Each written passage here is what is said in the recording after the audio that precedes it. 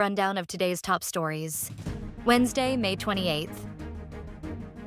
International Criminal Court prosecution and judges reject Duterte camp's disqualification bid. The prosecution of the International Criminal Court and ICC judges Reine Adelaide, Sophie Alapini Gansu, and Maria del Socorro Flores Liera sought the dismissal of the disqualification request filed by the defense team of former President Rodrigo Duterte against the two judges. In separate documents published on the ICC website on May 22nd, both camps refuted the defense's claim that ruling on the jurisdiction issue of Duterte's ICC case will lead to bias or conflict. Judges of the court are professional judges and enjoy a presumption of impartiality, an 8-page document by the prosecution read, adding that judges regularly adjudicate the same or similar legal issues. As such, their prior determinations on legal issues do not, under regular circumstances, create the appearance of conflict or impropriety. The defense request should be rejected because it fails to call into question the presumption of impartiality attached to the judges, the document signed by ICC Deputy Prosecutor Mam Mandiae Niang stressed. Marcos reaffirms opposition to Vice President Sara's impeachment and rejects conditional reconciliation. President Marcos stood firm on his opposition to the impeachment of Vice President Sara Duterte, while pushing back against allies of the Duterte family who floated conditions for reconciliation. Speaking to reporters following the 46th Association of Southeast Asian Nations Summit in Kuala Lumpur, Malaysia, the president reiterated that he did not initiate or support the impeachment complaint now set to go to trial at the Senate.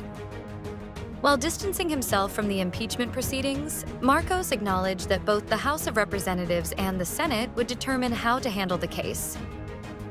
"I don't think that they have made any decisions yet in that regard," he said. "Mostly it's in the Senate now, but the House is still involved because they will serve as prosecutors," he added. Marcos also hit back at suggestions that reconciliation with the Duterte camp must come with conditions, after Senator Bongo and other Duterte allies hinted at preconditions, including bringing back former President Rodrigo Duterte from the International Criminal Court before any unity talks could proceed. Marcos insisted that his openness to reconciliation is genuine and without preconditions. Ex-Representative Arnie Teves arrested in Timor-Leste.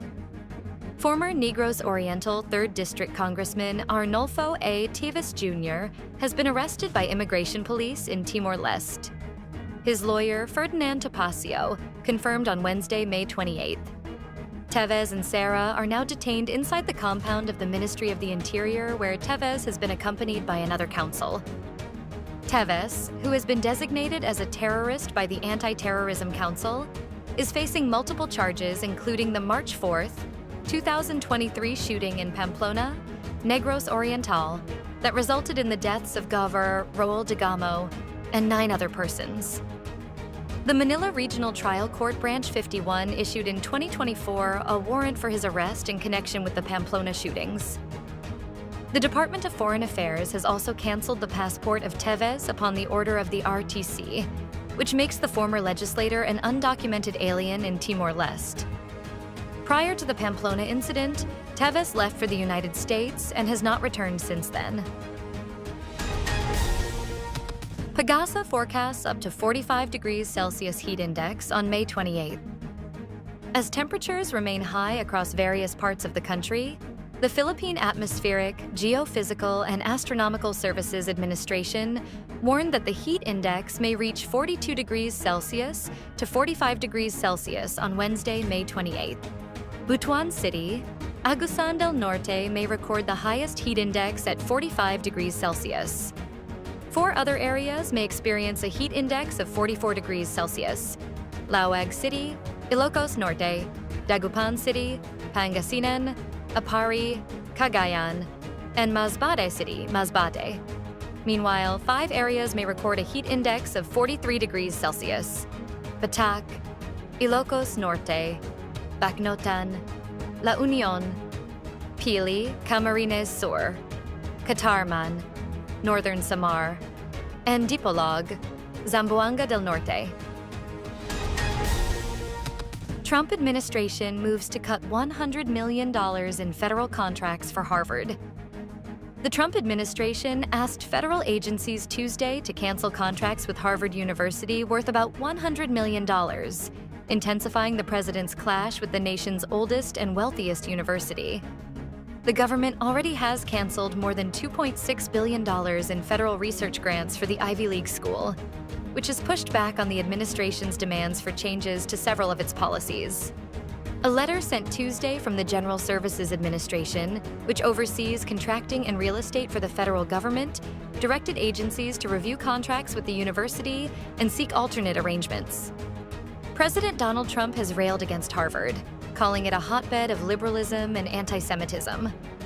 The school filed a lawsuit April 21st over the administration's calls for changes to the university's leadership, governance, and admissions policies. Since then, the administration has slashed the school's federal funding, moved to cut off enrollment of international students, and threatened its tax-exempt status. Stay updated with the latest news. Visit our website at www.mb.com.ph or follow us on social media. Thanks for tuning in to the Manila